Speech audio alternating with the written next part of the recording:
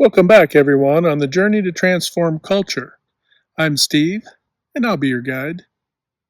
Well, today, folks, let's go a little deeper into the 80/20 rule. We spend a little bit of time with individual, but mostly with groups of people and teams.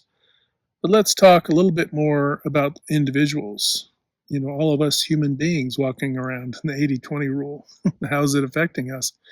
Because one of the elements I didn't want to leave too open ended was the thought process that, if you had 100, the 80/20 rule, 20% of your team is responsible for 80% of your success. And conversely, 20% of your team is responsible for 80% of things that are not successful in your organization, to include leaders. So, but we want to go a little bit deeper than that because it's not always going to be a whole person uh, uh, element, a whole person equation. Think of it this way. If you were to look at rather than 6-day week, let's keep it simple for the math, just for the math for all of us at home. Um, but there's 5 days a week. So if you're showing up, obviously there are people who hate Mondays, right? Is Monday your worst 20%? Or because, you haven't really had the chance to get distracted with the coming weekend's plans, is Monday your most productive? You just feel worse. Who knows, right? You would have to track it for yourself. But so you could look at it, days of the week. How is it affecting you as an individual? Maybe Tuesday is your worst day. Maybe Wednesday. Who knows, right? Maybe Friday because you're, maybe the most distracted. Perhaps the whole concept of people not showing up to work, the whole nature of not feeling well, right? Maybe you don't feel well certain times of the week than others. So that's kind of a fun way to look at it and to kind of assess.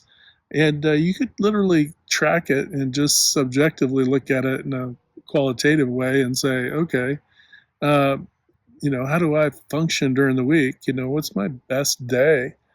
But that could also be your best time of the day, right? As we touched on before. But it can also be you as an individual.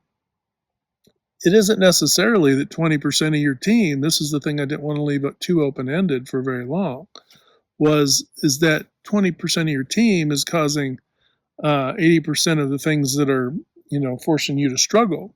It could be that 20% of every member of your team, right? 20%. Like, this is why I use the day of the week. Maybe there's one day a week where everybody just struggles badly. Well, that's the day you want to, if you end up going to a 410, that's the day you want to absorb in, right? but but we have to kind of self-monitor, ourselves individually and say, what, when do I struggle to be the most effective? It could be hours of the day, times of the day. It could be broken up in a lot of different ways for us individually. So if as an individual you assess yourself and you go, wow, what is my best and what is my worst 20%?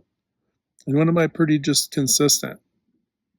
If I was a betting person, I would say that Monday is probably the most struggle because getting going is always the most difficult thing, right?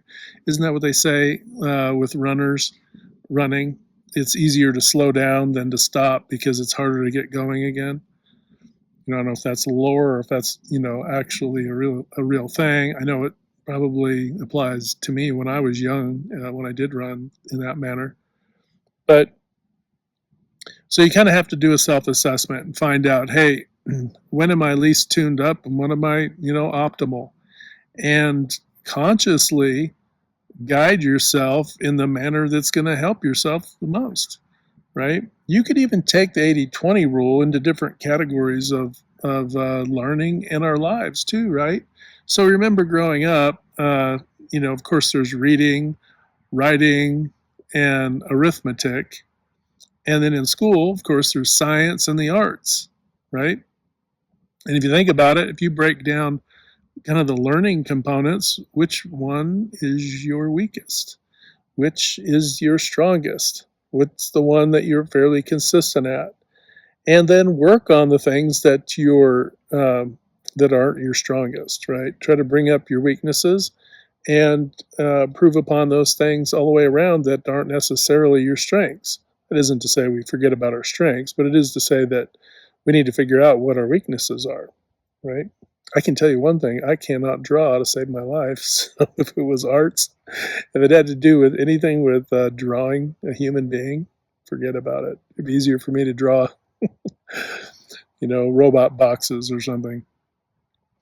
But anyway, I just wanted to touch a little bit upon the 80-20 rule in that way and talk about how we can be more self-aware, monitoring our own performance and how we perform throughout the day and throughout the week and month and the rest of it.